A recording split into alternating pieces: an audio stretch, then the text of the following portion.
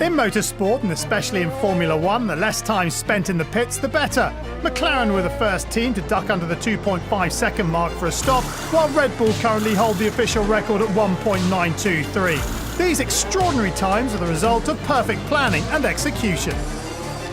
Pit stop time is a perfect example of teamwork in Formula One, that sometimes we forget how many people are behind those two cars that we see on television. And arrive at the pit stop is very nice on TV, very spectacular, and at the same time a perfect and very precise combination of movements from everyone.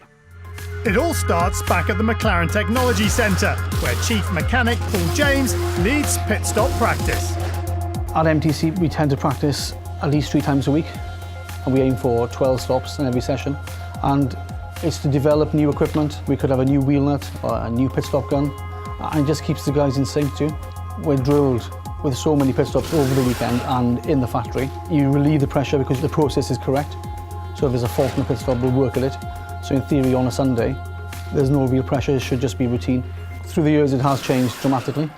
So when I first started doing pit stops, it was all refueling, so depending on the fuel, you could be 6 seconds in a pit stop, or you could be 8 seconds in a pit stop. So you always have the time on the wheels, basically. But now, the pressure's all on the pit stop. You have to nail it every time, otherwise it costs you time on the track. On top of practice, the McLaren boys can also draw on the Olympic experience of Jenson Button's race engineer, Tom Stallard. My sport background gives me a little bit of an insight into what they're trying to do.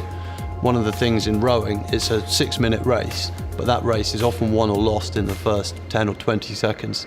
So the first 1 or 2 strokes is hugely important, and the way you prepare psychologically for that is also hugely important. So I've done some work with the pit crew. These guys, generally, they're not elite athletes, they're elite mechanics who are suddenly being put into an elite athlete scenario and have to perform like elite athletes.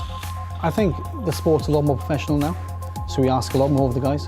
So the gym is for 2 reasons, basically. 1, so when they work over the car weekend, their core stays strong. And 2, for the pit stops, it's all trunk muscle. To make it repetitive, you need the strength. So that's why we practice a lot, and we use the gym twice a week. The extra gym work and practice means that when they get to the track, the race engineers can rely on their pit crew to perform perfectly choreographed stops when called upon. Once the car's actually stopped in the pit box, there's nothing I can do. Hands up, sit on the pit wall and hope that it goes smoothly. But prior to that, what I'm doing, I'm calling Jenson into the pits so he knows when to stop, and then tell the team manager what we need to change. So normally that'll be tyres, potentially front wing angle. So I'll make sure that the team manager has briefed the mechanics on what's happening, call Jenson into the pit box, and then I cross my fingers that the stop goes well. So you've got to shift down as you turn in, pull the clutch in, come to a stop, and obviously you've got this tiny little tunnel of people, of human beings that you don't want to hit. And then you've got 2 guys holding a bright board, which is where the tyre should go, and also their hands. So you should stop right underneath that. The smallest slip up and you go a foot too long, it's cost you a second because the guys have had to move. And as soon as the light goes green and the guys have done all their work, I dump the clutch and pull away into the pit lane. The key thing is, as Jenson leaves the pits, potentially there's going to be traffic coming onto the track, so I'm trying to advise him if there's cars, if he's racing those cars, and make sure that he's got the best possible chance at turn 1. So pit stops are about practice, strategy and execution.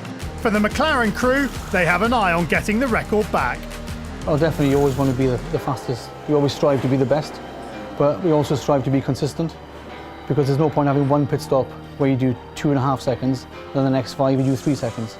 So for us, the main thing is consistency. If we can do all 5 stops the same or all 2 stops the same, that's a good result for us.